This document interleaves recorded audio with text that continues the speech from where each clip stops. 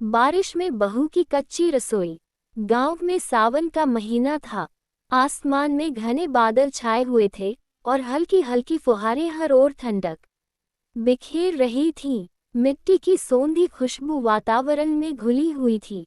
ऐसे मौसम में खाने पीने का मजा ही कुछ और होता है। रामलाल का घर गांव के बीचों बीच था। परिवार बड़ा था। रामलाल, उनकी पत्नी कमला, बेटा मोहन और नई नवेली बहू राधा। राधा की शादी को मुश्किल से 1 महीना हुआ था और यह उसका पहला सावन था अपने ससुराल में। कमला शुरू से ही चाहती थी कि बहू घर के कामों में हाथ बटाए, लेकिन राधा अब तक बस रसोई देखती रही थी। खुद खाना बनाने का मौका उसे नहीं मिला था। उस दिन सुबह से ही बारिश हो रही थी। बाहर का आंगन कीचड़ से भर गया था और खेतों में पानी की धार बह रही थी। कमला ने चाय बनाकर सबको पिलाई और फिर बोली, राधा, आज तो मौसम बड़ा सुहाना है, क्यों न तुम्हारी कच्ची रसोई हो जाए। राधा ने मुस्कुराते हुए कहा, हाँ मान जी, मुझे भी मौका चाहिए कुछ बनाने का। कच्ची रसोई यानी बहू का पहला खाना बनाना, जिसे पूरे घर में बड़े शौक से खाया जाता है।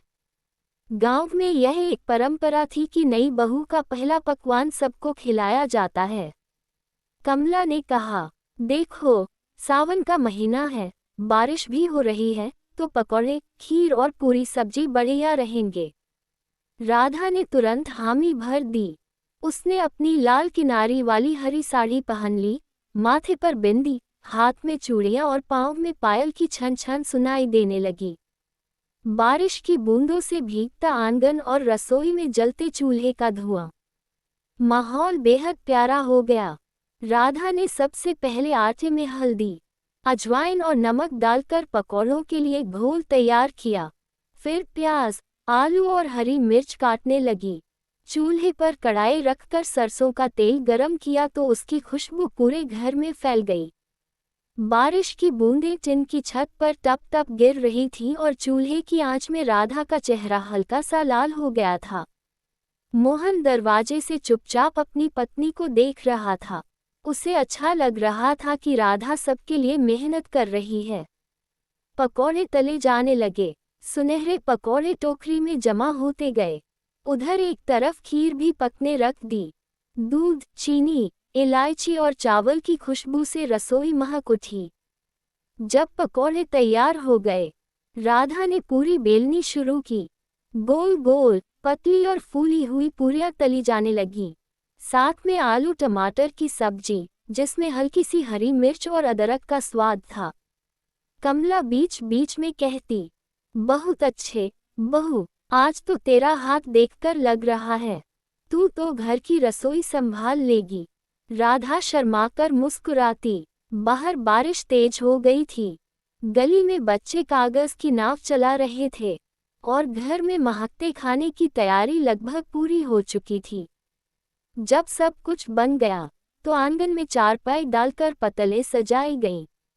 सबसे पहले रामलाल बैठे, फिर मोहन और बाकी परिवार। राधा ने सबको गर्मागर्म पूरियां, पकौड़े, खीर और सब्जी परोसी। रामलाल ने पहला कौर खाकर कहा, वाह बहू, तेरा पहला खाना तो गजब है, इतना स्वाद है कि बरसों याद रहेगा। मोहन भी हंसकर बोला, अरे, बारिश में पकौड़े और खीर, इसका मज़ा तो 2 गुना हो गया। सबने तृप्त होकर खाना खाया। राधा के मन में खुशी थी कि उसने सबका दिल जीत लिया।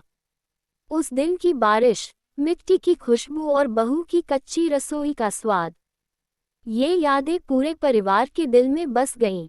उस शाम जब बारिश हल्की हो गई, कमला ने आंगन में दिया जलाया और बोली, राधा, आज से यह रसोई तेरी है, तू ही इसका स्वाद बनाए रखेगी। राधा ने नम्रता से सिर झुकाया और मन ही मन सोचा, बारिश ने मेरे पहले सावन को सच में रंगीन बना दिया।